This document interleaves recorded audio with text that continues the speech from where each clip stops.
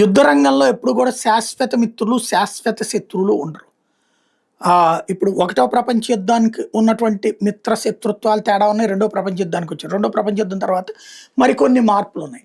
ఇప్పుడు ఇవాళ అంతర్జాతీయ పరిణామాలే కంప్లీట్‌గా డిఫరెంట్‌గా ఉన్నటువంటిది. తాజాగా ట్రంప్ మాట్లాడిన మాట ఇక్కడ ప్రధానమైనటువంటి చర్చ. రష్యా, అమెరికా రెండో ప్రపంచ యుద్ధంలో కొట్లాడుకున్నాయి. అది ఆనాటి పరిస్థితి. అప్పుడు రష్యాని అందరం శత్రువుగా చూసాం. కానీ రష్యా విజయం సాధించింది. జర్మనీని ఎంత హిట్లర్ మీదన దెబ్బతీసి ఆ రోజున జర్మనీ, జపాన్ మీదనేమో అమెరికా కొట్టింది. జర్మనీనేమో రష్యా కొట్టింది.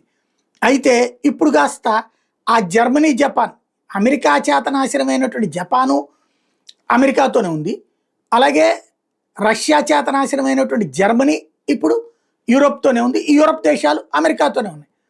అదే రష్యాని వీళ్ళందరూ కలిసి ద్వేషిస్తున్నారు. కాబట్టి నేటి శత్రువు రేపు మిత్రుడవుతారు, రేపటి మిత్రుడు రేపు ఎల్లుండి శత్రువు అవ్వచ్చు అన్నటువంటి లెక్కలు చెప్తున్నాడు. తాజాగా ఇజ్రాయెల్కి ఇరాన్కి వార్కి సంబంధించినటువంటి లెక్కలు అడిగినప్పుడు